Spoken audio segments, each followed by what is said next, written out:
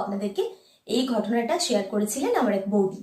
সেই দাদা সরকারি চাকরি করে এবং চাকরি সূত্রে বিভিন্ন জায়গায়, ভারতবর্ষের বিভিন্ন জায়গায় তিনি ঘুরেও বেড়ান, দেশে বিদেশে বিভিন্ন জায়গায় ঘুরে বেড়ান। যখন তারা প্রথম মহারাষ্ট্রে আসেন, দাদা যখন ট্রান্সফার হয়ে মহারাষ্ট্রে আসেন, স্বভাবতই ওনারা থাকার জন্য কোয়ার্টার পেতেন। এরকমই একটা তখনও মানে ওনারা যখন আসেন এখানে পুনেতে, তো তখন পুনে এত ঘিঞ্জি ছিল না, অনেকটাই ফাঁকা ফাঁকা ছিল। বেশ অনেক বছর আগের কথা বলছি আমি। ওনাদেরকে যে কোয়ার্টারটা দেওয়া হয়েছিল সেই কোয়ার্টারটার পেছনে বিস্তীর্ণ ফাঁকা জায়গা ছিল, আর কোয়ার্টারটার সামনে ছিল আর আরেকটা কোয়ার্টার, আর একটু দূরে বোধহয় আরেকটা কোয়ার্টারে কেউ থাকতো, আর ইতিউতি কিছু কনস্ট্রাকশনের কাজ চলছিল, ভাঙা জিনিসপত্রের টুকরো এটা ওটা। এই কোয়ার্টারটিতে শিফট করার পর সেই বৌদির এক ছেলে এবং এক মেয়ে, তারা তখন বেশ ছোট, তারা তো এখন অনেক বড় হয়ে গেছে, তারা চাকরি বাকরি করছে, কিন্তু সেই সময়ে তারা খুবই ছোট। বিশেষ করে ছেলেটি 4-5-এ পড়ে, মেয়েটি হয়তো আর একটু বড়।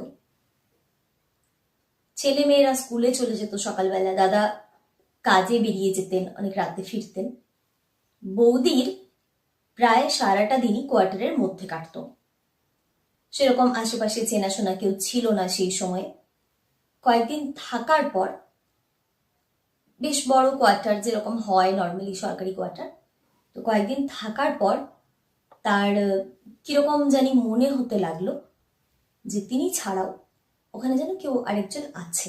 উনি ভয় পেতে শুরু করলেন, নার্ভাস হতে শুরু করলেন। প্রথম দিকে উনি দাদাকে বলেননি, দাদা কি ভাববেন ভেবে একা একাই নিজের টেনশনটা নিজে বহন করতেন। ছেলে মেয়ে ছোট তখনও, তাদেরকে বলার তো প্রশ্নই ওঠে না। উনি রান্নাঘরে কাজ করছেন, ঠাকুর ঘরে কাজ করছেন, কোনো জায়গায় মনে তো কেউ যেন দাঁড়িয়ে ওনাকে দেখছে। এই করতে করতে ওনার এই ফিলিংটা খুব বাড়তে লাগলো, আর ওনাদের একটা কুকুরও ছিল। এই ফিলিংটা খুব বাড়তে লাগলো, উনি একা একা কান্নাকাটি করতেন। একদিন এই নিজের মধ্যের এই টেনশন অ্যাংজাইটিটা সহ্য করতে না পেরে উনি দাদাকে বলেন কথাটা। দাদা তখন ওনাকে বলেন যে সামনে আরেকটা কোয়ার্টার আছে, তো এখান থেকে তো লোকজনও দেখা যায় না, ওই কোয়ার্টারটাকে গিয়ে একবার দেখবে, ওখানে চলে যাবে, ওটাতে শিফট করে যাই আমরা তাহলে।